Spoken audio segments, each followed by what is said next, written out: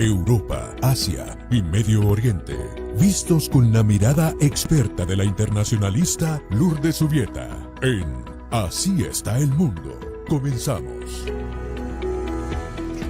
¿Qué tal, queridos seguidores, oyentes de Americano Media? Qué bueno que están conectados con nosotros a esta hora. Yo soy Lourdes Zubieta. Recuerden que estamos completamente en vivo desde nuestros estudios en la ciudad de Miami, en la Florida, conectados con ustedes a través de varias plataformas. Estamos en Sirius, en el canal 153 de Sirius. Estamos, por supuesto, en nuestra aplicación, que como les digo, día a día bajen esa aplicación de Americano Media en sus teléfonos y en sus tabletas para que no se pierdan ni un minuto ni un segundo de nuestra programación. No hay motivo, razón ni circunstancia por la que ustedes se deban perder un minuto de nuestra programación, completamente en vivo desde bien tempranito, con Buenos Días Americano, con Nelson Rubio, con Yoli Cuello, con Gaby Peroso. Ahí empieza toda nuestra transmisión, todo nuestro contenido, que ustedes, pues les repito, pueden disfrutar a través de nuestra app, nuestra aplicación. Lo mismo si ustedes tienen Android que si tienen Apple. Allí la pueden bajar en el teléfono, en sus tabletas, llevan Americano en el bolsillo, llevan Americano en la cartera, a través de la utilización de esa aplicación. Por supuesto, también estamos en americanomedia.com, estamos en las redes sociales, en vivo en este momento por YouTube, por Getter. Saludos a los youtubers y a los que están conectados por Getter. Muchos saludos, nos escriben, nos comentan. Gracias por hacerlo. Estamos en Facebook, en Instagram, en Twitter, en fin. Como les digo siempre, de norte a sur, de este a oeste, en la Unión Americana, estamos juntos, ustedes y nosotros, en esta señal donde todos cabemos. Aquí caben todos, bienvenidos. Bueno, yo sé que anoche todo el mundo estaba esperando en este país la lotería de los Mega Millions. Y les tengo los números, porque a lo mejor usted se compró un boletito por allí en algún lugar de la Unión Americana y le tengo los números ganadores y dónde cayeron esos ganadores. Entonces voy, porque yo sé que esto es importante.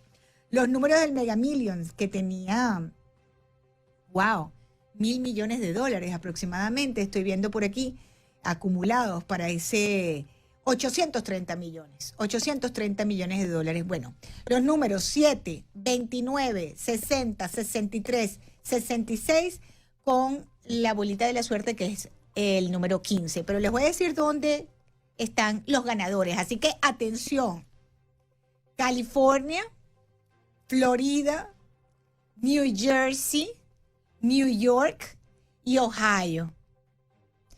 Atención porque hay 5 ganadores. 5 ganadores. Y hay un ganador de lo que se llama el Mega Player en Ohio. Atención, nuestros queridos seguidores en Americano Media. California, Florida, Illinois, New Jersey, New York y Ohio. Allí cayeron los 830 milloncitos de dólares que, como siempre les digo, recuerden que la suerte es loca y a cualquiera le toca. Así que espero que uno de los oyentes, seguidores y fans de Americano Media haya ganado en estos estados de la Unión Americana, se hayan ganado este dinero, queridos oyentes, que 830 millones de dólares, ustedes me dicen, pues por supuesto aquí en Americana están todos chequeando ahorita la Florida, capaz que fue en Miami, vamos a ver dónde fue, o en Fort Lauderdale. Revisen sus boletos porque la suerte es loca. Bueno, los que no tienen mucha suerte en este momento, el calor. Récord de temperatura en la Unión Americana, en Oregon, más de 100 grados Fahrenheit.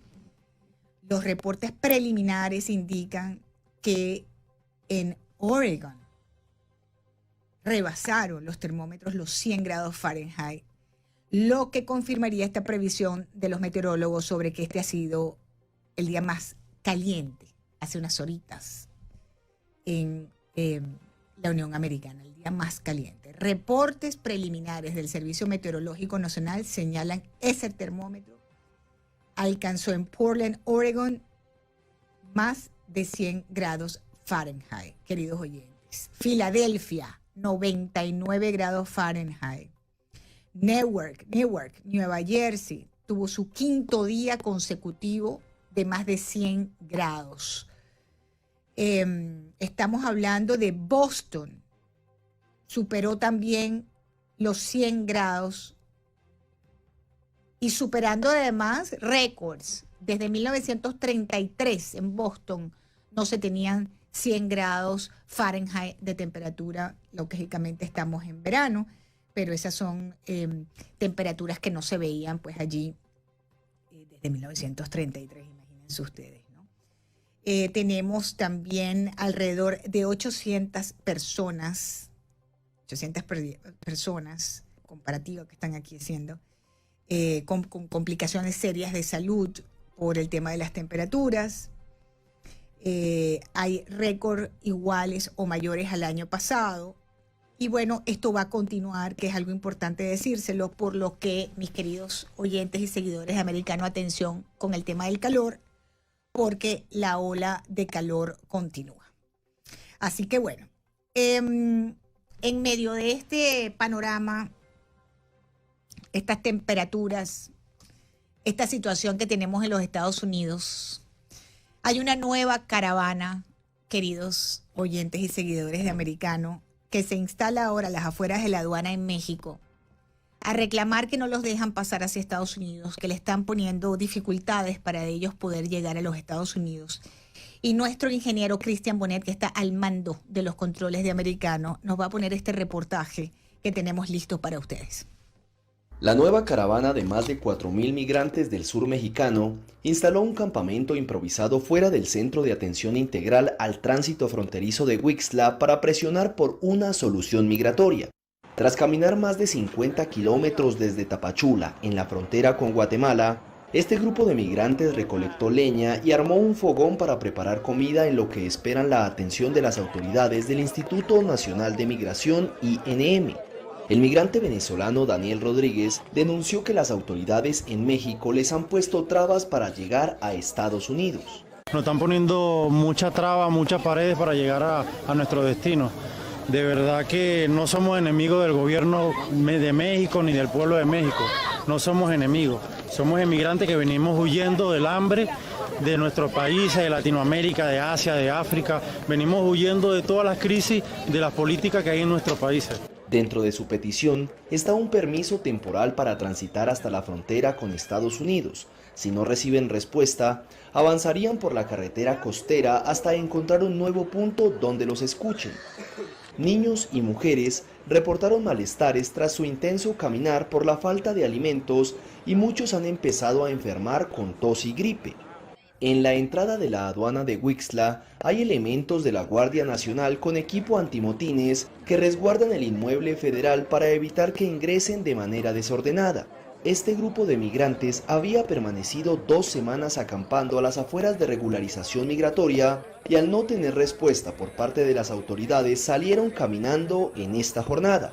La caravana refleja el flujo migratorio récord a Estados Unidos, cuya Oficina de Aduanas y Protección Fronteriza ha interceptado a más de 1,6 millones de personas en lo que va del año fiscal 2022, que inició en octubre pasado.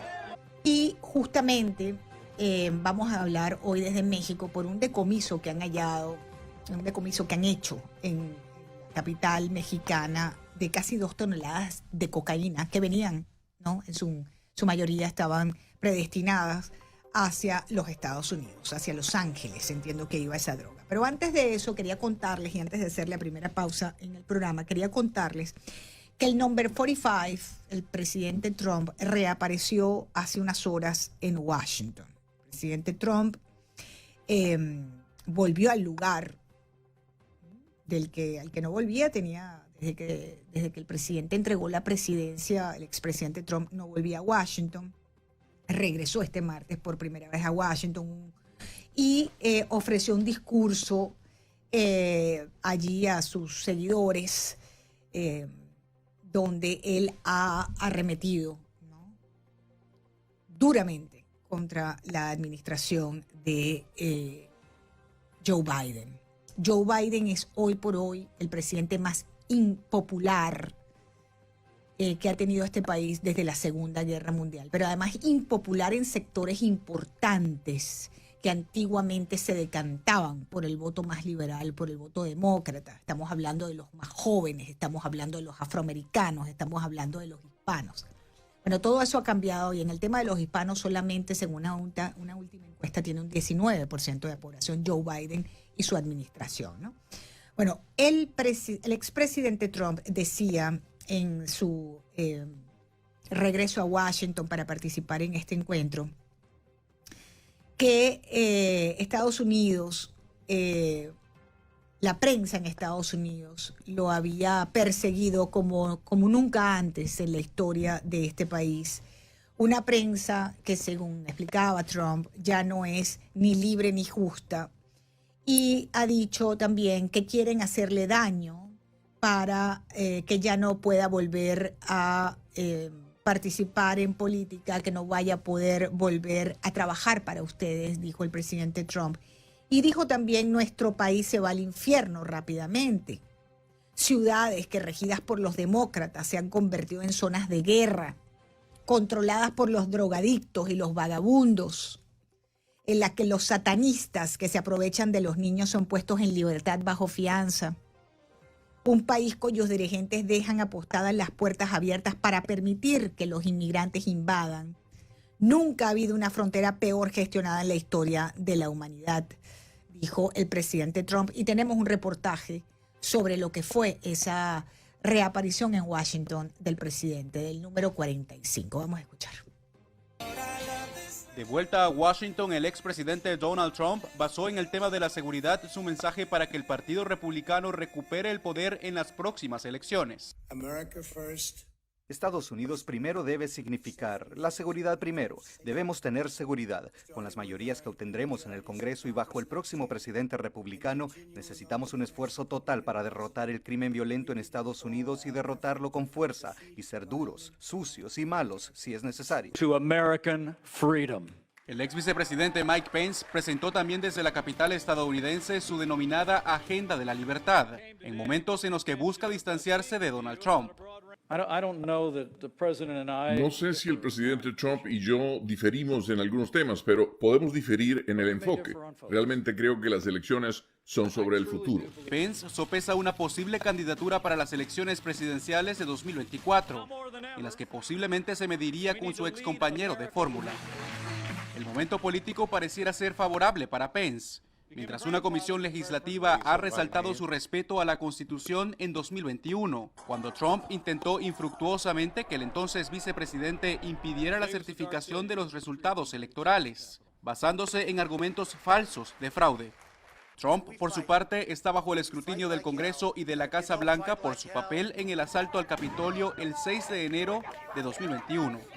No se puede ser pro-insurrección y pro-democracia. No se puede ser pro-insurrección y pro-estadounidense.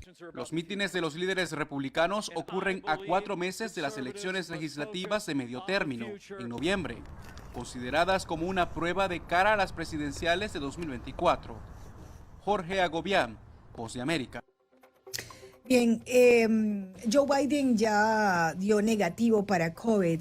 Los médicos están informando que superó el COVID, el presidente Joe Biden, sin mayores dificultades y que regresaría a sus obligaciones diarias habituales en cualquier momento y que ha dado negativo la noche del martes. Esta mañana 2 pruebas le han hecho y ambas han dado negativa. Bueno, vamos a identificar Americano Media. Yo soy Lourdes Jubieta. Recuerden conectarse con nosotros a través de nuestra aplicación Americano Media. Los invito a que la bajen en sus teléfonos y en sus tabletas para que no se pierdan ni un minuto de nuestra programación completamente en vivo, queridos amigos oyentes, y además agradeciéndoles, pues, por supuesto, el apoyo en nombre de todo el equipo de producción de Americano Media. Yo soy Lourdes Jubieta, gracias por sus mensajes y por estar conectados con nosotros. Un gran saludo a todos los oyentes en las distintas plataformas que hasta ahora transmiten nuestra señal y nuestro contenido. Recuerden bajar la aplicación de Americano Media. Bien fácil de conseguir en sus teléfonos.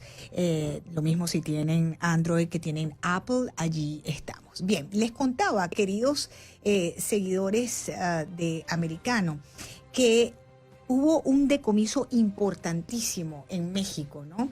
El cartel de Sinaloa ha considerado a la Ciudad de México como una plaza estratégica en las últimas 2 décadas para operar el tema del trasiego de cocaína, que viene principalmente de Colombia y de Perú, los 2 países que dominan en el sur, pues el tema de la manufactura de la cocaína, como la conocemos, para exportación principalmente hacia el mercado norteamericano.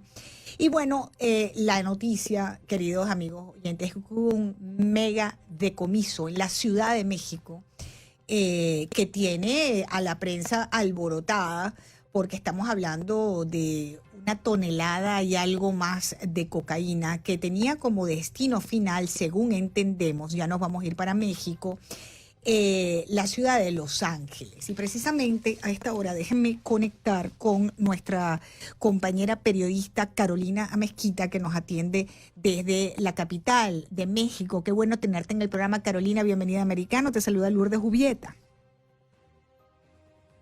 Hola Lourdes, qué gusto saludarte. ¿Cómo estás? Bueno, muy contenta de tenerte por aquí porque quisiéramos conocer más detalles de esta situación titular en el mundo entero, este decomiso de aproximadamente una tonelada de cocaína. Entiendo que otros hablan de 1.3 toneladas.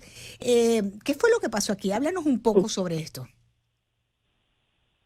Pues mira, en realidad Omar García Harfuch, que es el secretario de Seguridad Ciudadana, ya especificó que fueron 1.6 toneladas de cocaína.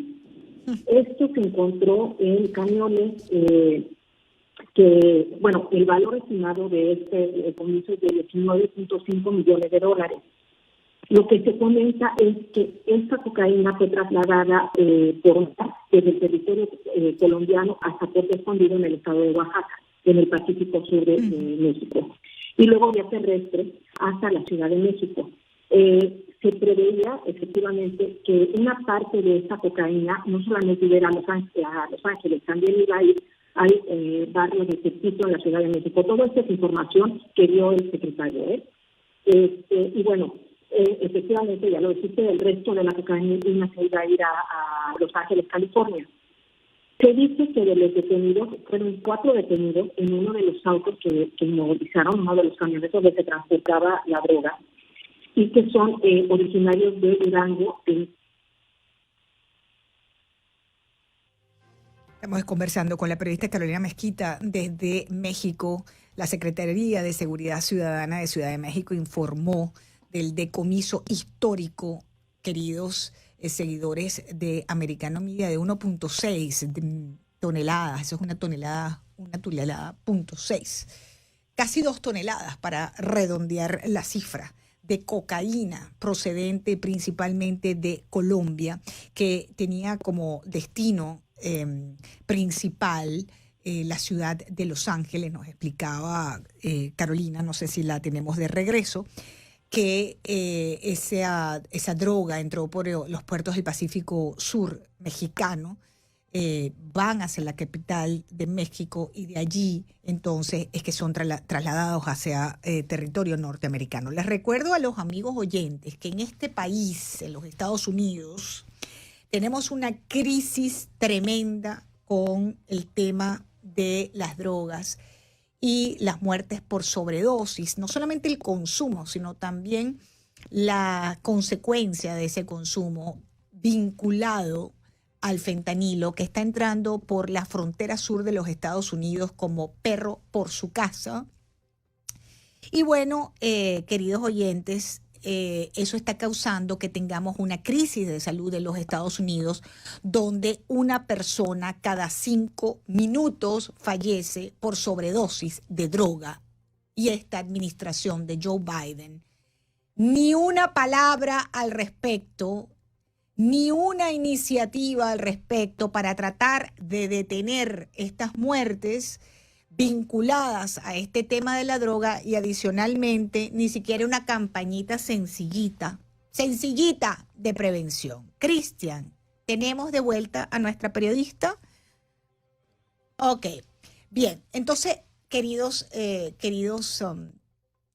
oyentes y seguidores de Americana Media, ni una campañita de prevención en los Estados Unidos en materia de drogas, ¿verdad? En materia de drogas. Y cuando uno ve estas cifras, ¿no? Una incautación de casi 2 toneladas de cocaína en México con destino final a la ciudad de Los Ángeles. Esta droga estaba distribuida en unos tabiques, provenía de Colombia. Como les decía anteriormente, este es el país que junto con Perú acapara la hegemonía de la producción mundial de cocaína. Perú y Colombia son los grandes productores de cocaína en el mundo. Vamos a identificar americano y regreso con ustedes en escasos segundos, a ver si recuperamos la conversación con México, y adicionalmente les voy a contar algo muy importante que tiene que ver con la economía. El presidente Biden nos decía este lunes que no va a haber recesión en los Estados Unidos. Pero ayer, es decir, este martes, el Fondo Monetario Internacional no solamente prevé un menor crecimiento mundial en materia económica, sino que también hablan de la recesión en Estados Unidos. ¿Quién miente aquí? ¿Quién está mintiendo aquí? Porque usted, yo y cualquiera no puede ser engañado cuando va a un supermercado o cuando va a, de alguna manera, a tener que pagar por algún servicio. O cuando usted va a poner gasolina, o cuando usted quiere comprar un automóvil, o cuando usted quiere rentar una casa. Ahí no nos puede mentir ni la administración de Biden ni el Fondo Monetario Internacional. De ese tema voy a hablar en breve, pero ya tengo de vuelta a nuestra periodista Carolina Mezquita desde la capital mexicana, y estábamos hablando, queridos amigos oyentes, de cómo se está inundando este país de droga, en gran medida pasando por la frontera sur, no solamente el fentanilo que está matando aquí a la gente como moscas, sino que aquí estamos viendo 1.6 toneladas de cocaína decomisada en el DF, en el distrito, bueno, ya no es Distrito Federal, Carolina, ¿no? Ya uno no puede decir México DF, ¿correcto?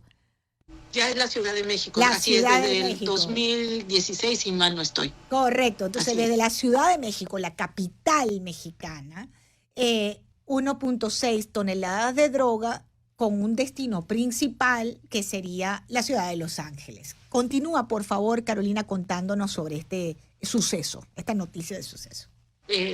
Pues lo que te comentaba es que en uno de los camiones fueron detenidas 4 personas. De esas, 3 poseen antecedentes penales y pertenecen, según información oficial, a una organización criminal que opera en la región de Durango, es decir, en la región del norte y en el vecino estado de Sinaloa.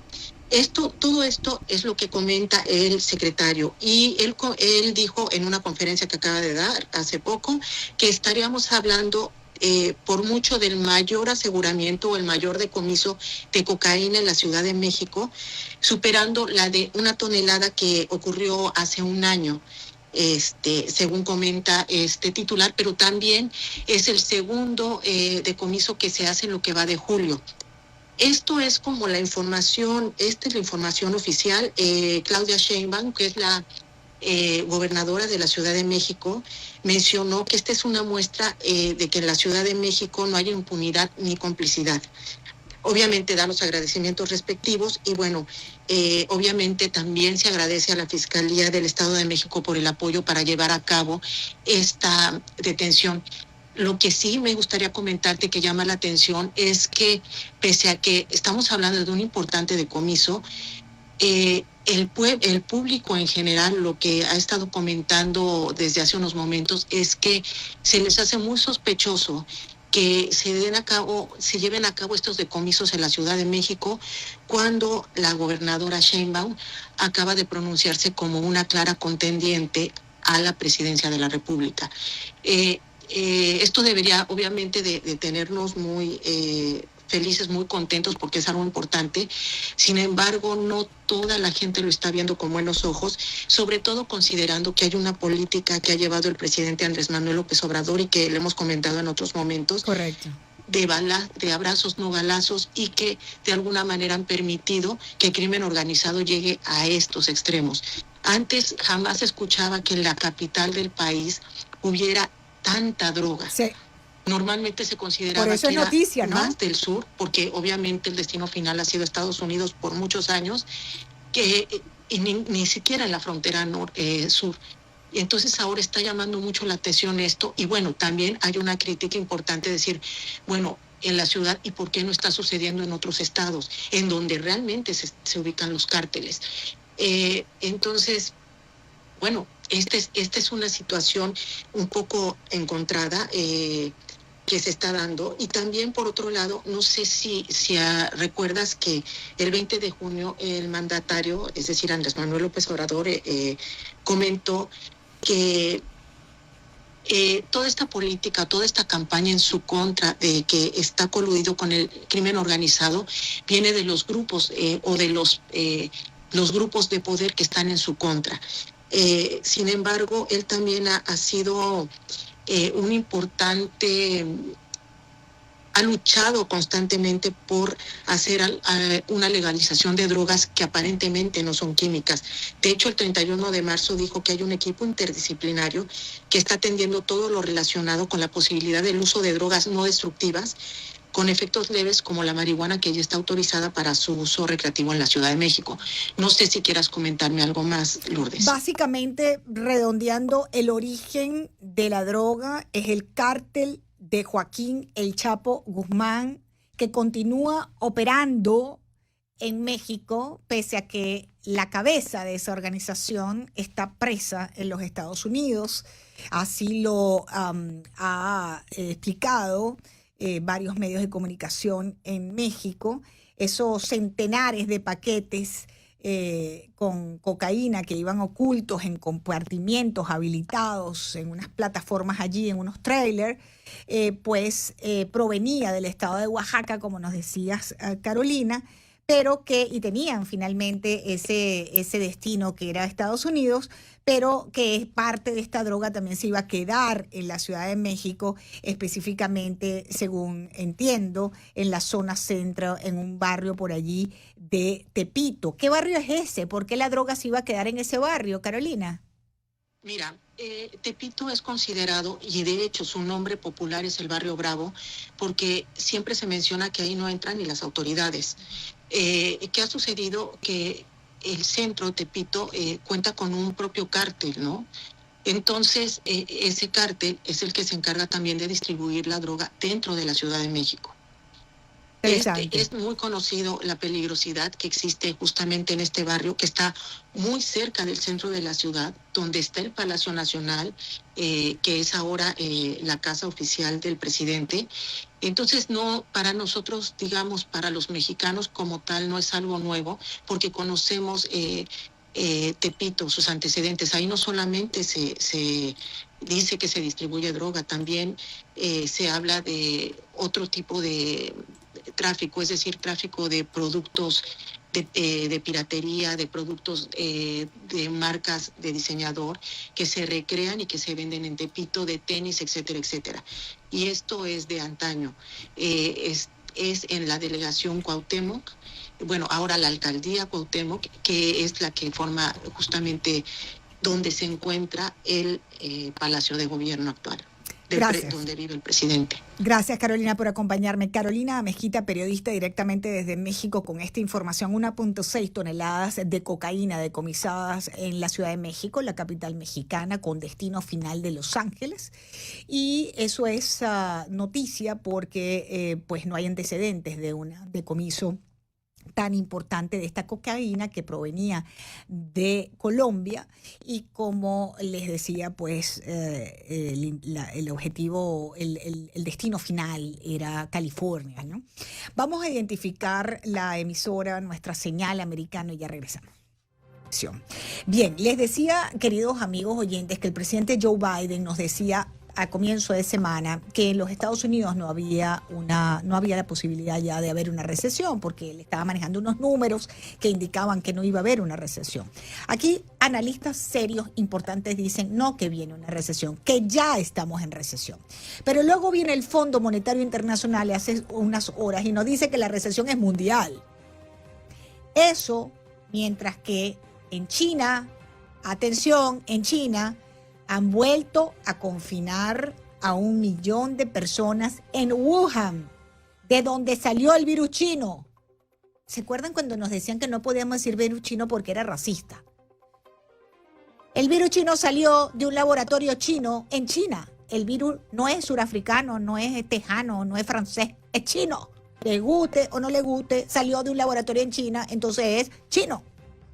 Si es que salió del laboratorio, si salió del mercado mojado del murciélago. Hemos tenido tantas teorías que nos han dicho sobre el tema del virus chino, del COVID-19. Pero el hecho es que hoy, a 2 años del comienzo de la pandemia, en Wuhan, de donde supuestamente salió el virus chino, pues hay 1 millón de personas confinadas porque hay un rebrote de la enfermedad. ¿Por qué eso nos tiene que importar a nosotros aquí en los Estados Unidos?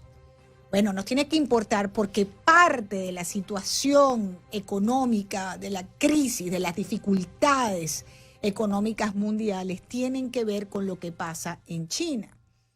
Pero escuchemos al presidente Biden a inicio de esta misma semana diciéndonos que Estados Unidos no va a entrar en recesión después de conocer él unos números del Producto Interno Bruto del segundo trimestre del 2022. Vamos a escuchar, Cristian, por favor. El presidente estadounidense Joe Biden dijo el lunes que no espera que Estados Unidos entre en recesión. La declaración se produce a pocos días de la publicación de las cifras del Producto Interno Bruto del segundo trimestre. En mi opinión, no vamos a estar en una recesión. La tasa de desempleo sigue siendo una de las más bajas que hemos tenido en la historia. Está en el área del 3,6. Todavía nos encontramos con gente invirtiendo. Mi esperanza es que pasemos de ese crecimiento rápido a un crecimiento constante. Los analistas esperan un ligero aumento del Producto Interno Bruto estadounidense en el segundo trimestre, tras un periodo negativo de enero a marzo, con una caída del 1,6% en la proyección anual. En caso de contracción, Estados Unidos técnicamente entraría en una recesión, registrando 2 trimestres consecutivos en negativo. Bien, el presidente Biden dice mi esperanza. Ustedes imagínense lo que significa que un padre de familia, una madre, lleve la economía de su casa, de su hogar, basado en la esperanza. Mi esperanza es que esto mejore. Mi esperanza es que eso no pase. Mi esperanza es que no me boten del trabajo. No. La economía no la podemos medir en función de la esperanza. Ni, como decía este reportero, que técnicamente Estados Unidos entraría en recesión.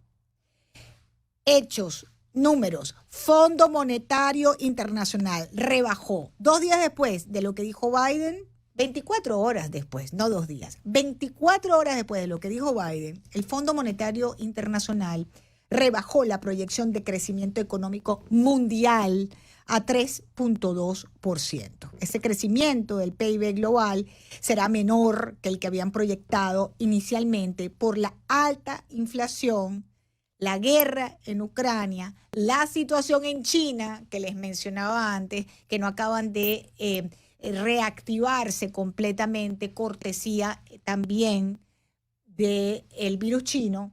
Y todo eso lleva al Fondo Monetario Internacional a prácticamente pintarnos un sombrío horizonte para la economía mundial, excepto unos países en América Latina. Por favor, Cristian Bonet, ponme al funcionario del Fondo Monetario Internacional tratando de explicarnos por qué cada vez somos más pobres.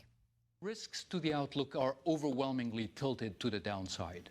El Fondo Monetario Internacional rebajó el martes sus perspectivas de crecimiento para la economía global este año y el próximo, y advirtió que la situación podría empeorar mucho. La economía mundial sigue tambaleándose por la pandemia y la invasión de Rusia en Ucrania. Ahora nos enfrentamos a un panorama sombrío e incierto. Las tres mayores economías del mundo, Estados Unidos, China y Europa, se están estancando. Según la revisión a la baja, el PIB mundial crecerá 3,2% este año y 2,9% el próximo, mientras que la inflación fue revisada al alza hasta el 6,6% en las economías avanzadas y al 9,5% en las emergentes y en desarrollo. Y advirtió que si los riesgos se materializan, la economía mundial podría caer en una de las peores recesiones del último medio siglo. Lo que más preocupa al fondo son las consecuencias de la guerra en Ucrania, incluida la posibilidad de que Rusia corte el suministro de gas natural a Europa, así como un nuevo aumento de los precios de alimentos debido al efecto de la contienda bélica en el suministro de cereales, que podría desencadenar hambrunas. Hubo, de todas formas, algunas excepciones a las perspectivas sombrías, incluidas mejoras en Italia, Brasil y México, así como en Rusia, que se beneficia del aumento de los precios del petróleo debido a las sanciones occidentales. Para América Latina y el Caribe en su conjunto, el fondo elevó hasta el 3% su perspectiva de crecimiento para este año, o sea, una revisión al alza de 0,5 puntos porcentuales, como resultado de una recuperación más fuerte en Brasil, México, Colombia y Chile. Muy bien, las tres economías más grandes del mundo son Estados Unidos, China y la zona euro, por supuesto. Y estas tres zonas se están estancando con estas consecuencias importantes para el panorama económico global. No hay recuperación tentativa para los próximos meses. Ya termina el verano y evidentemente empieza el frío, el otoño y luego el invierno. Nadie habla de parar la guerra todavía, seguimos financiando la guerra y no vemos verdaderamente el final de esa situación, que es uno de los factores que más han agravado, según lo explica también, por supuesto, el Fondo Monetario Internacional, la recuperación y el crecimiento económico mundial. Vamos a identificar rápidamente Americano y al regreso nos vamos a ir para Costa Rica. Hay una estampida de periodistas, cortesía de la dictadura, del violador, presidente inconstitucional, pedófilo, alcohólico, encargado de la presidencia de Nicaragua, Daniel Ortega. Todo lo que acabo de decir anteriormente han sido basados en denuncias de su propia hija, a quien él violaba cuando era menor de edad. Daniel Ortega, la persona que está desgobernando Nicaragua y que tiene sometido a ese pueblo con un yugo, con una bota en el cuello, que no le permite a los nicaragüenses difícilmente respirar y a los que quieren algo más que respirar y comer, obligarlos al exilio como mi próximo invitado. Gracias por continuar en sintonía. El diario La Prensa de Nicaragua, uno de los diarios con mayor prestigio, trayectoria en el mundo, no solamente en Nicaragua y en la región latinoamericana, es el más antiguo del país centroamericano, Nicaragua, y cuyas instalaciones permanecen ocupadas por la policía política del violador de Nicaragua, del presidente inconstitucional de Nicaragua, Daniel Ortega, desde hace casi un año. Bueno, han tenido que, su personal se ha visto obligado a huir del país debido a la persecución del régimen del inconstitucional Daniel Ortega y sus secuaces, ¿no? Y es que este rotativo va a reorganizar su redacción, su sala de redacción en el exilio para poder seguir trabajando desde el exterior. Tengo en línea al periodista Eliseo Núñez, que nos va a contar en este momento cómo se adaptan los periodistas a trabajar precisamente desde el exilio. Eliseo, qué bueno tenerte en el programa. Bienvenido a Americano, te saluda Lourdes Jubieta. Buenos días. Primero una aclaración, no soy periodista, más bien soy analista político y que trabajo muy de cerca con muchos de los periodistas que a lo largo de estos últimos 4 años han sido atacados y obligados a irse del país, y algunos de ellos están en la cárcel, como es el caso de Miguel Mora, como es el caso de Miguel Mendoza y el caso del director o el gerente de la prensa que se encuentra actualmente preso. Definitivamente la situación de la libertad de prensa en Nicaragua es una situación ya, digamos, colapsada totalmente, ya no existe ningún tipo de libertad de prensa, ya no solamente se persigue a quienes opinan, sino a quienes ponen esta opinión en la palestra pública, como son los periodistas. Es decir, se pasó de la persecución de los opositores políticos a la persecución de quienes simplemente informan. Incluso vos podés leer la prensa en los últimos, digamos, meses y te vas a dar cuenta que a pesar de la persecución, el diario La Prensa publica noticias que tienen que ver con lo que el gobierno está haciendo. Es decir, ha tratado de mantener un balance más allá de la persecución de la cual es víctima, de la ocupación que tiene desde agosto del año pasado de sus instalaciones. Hay una apuesta por mantener esa objetividad, esa posición que le ha calado, como bien decía, como el nombre de uno de los mejores periódicos que ha tenido Nicaragua y Centroamérica, y una referencia internacional, principalmente debido a que su director, Pedro Joaquín Chamorro, sacrificó su vida, fue asesinado en aras de mantener la libertad de expresión y la libertad de prensa en el país. Tengo precisamente un reportaje que quería compartir con los oyentes y seguidores americanos sobre Miguel Mora. Está en entiendo, porque las informaciones que nos llegan de Nicaragua siempre de alguna manera no son completas. Entiendo que Miguel Mora está en una huelga de hambre, supuestamente. Pero vamos a escuchar este reportaje, Eliseo, para entender qué está pasando con este preso político. Por favor, Cristian. Una dieta líquida empezó hace 30 días el periodista y opositor Miguel Mora, quien purga una condena de 13 años de prisión por supuesto menoscabo a la integridad nacional. Él está demandando que durante este recluido se estén respetando los tratos mínimos, incluso el permitir que pueda ingresar una Biblia o el caso de poderse reunir con su hijo. Recibir una visita de su hijo discapacitado es la solicitud principal del director de 100% Noticias, dijeron sus parientes a instituciones de derechos humanos y organizaciones de periodistas. Miguel lo único que pide es que le permitan ver a su hijo. Pero las autoridades de la cárcel conocida como El Chipote les han expresado a la familia que no hay condiciones apropiadas para la visita y tampoco les han permitido entregar material de lectura. Hay una negativa de parte del Estado en que los padres de personas que están detenidas en este centro no puedan ver a su hijo. Según la organización Periodistas Independientes de Nicaragua, las condiciones carcelarias del veterano periodista son críticas.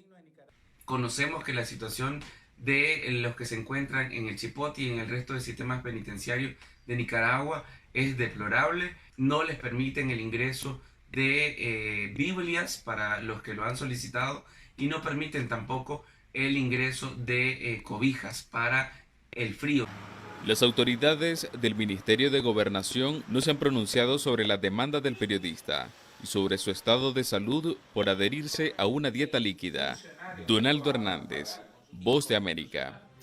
Y entre tanto, el régimen del presidente inconstitucional de Nicaragua, Daniel Ortega, también ha echado del país ha cerrado organizaciones y ha echado del país, por ejemplo, a las misioneras de la caridad que fueron expulsadas de Nicaragua. Van a tener una fundación en Costa Rica. Muchos de los nicaragüenses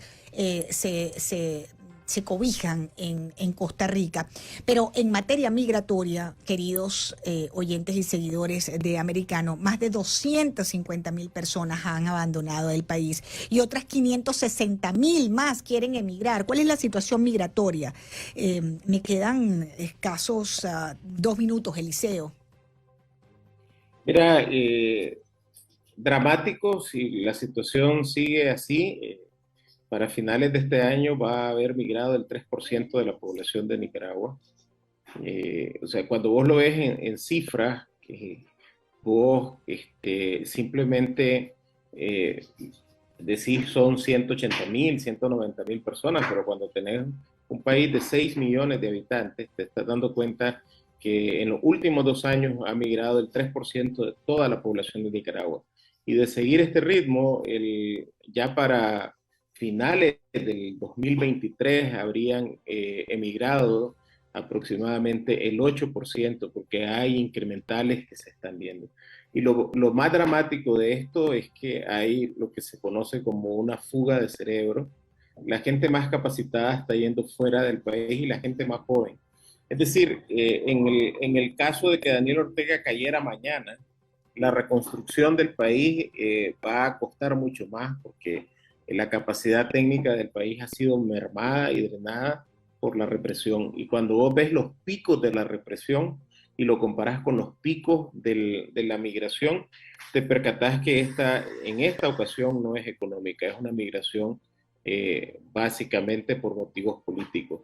Y el mundo tiene que hacer algo al respecto, porque los nicaragüenses cada vez tenemos menos posibilidades de enfrentar a este sistema bajo las circunstancias en que estamos. Y el régimen no se detiene. Estaba leyendo que un abogado sandinista está amenazando con demandar a todos los portales de noticias, a la prensa, 100% Noticias, que desde el exterior están haciendo su trabajo de informar a los nicaragüenses que están, limitados a las informaciones oficiales. Así actúa esta dictadura, así actúa el régimen del violador, del presidente inconstitucional de Nicaragua, Daniel Ortega, y su esposa. También ambos responsables de esta situación penosa que está pasando Nicaragua y los nicaragüenses. Gracias a mi invitado a esta hora en Americano Media. Me acompañaba desde Costa Rica el analista político Eliseo Núñez. Tengo que despedir este programa porque se me acaba el tiempo. Les agradezco enormemente la sintonía. No se despeguen de nuestra señal. Americano Media continúa desde bien temprano, programación en vivo. Bajen nuestra aplicación Americano Media en sus teléfonos, en sus tabletas, para que no se pierdan ni un segundo de nuestra programación. Gracias, un gran abrazo, saludos. Nos encontramos en la próxima.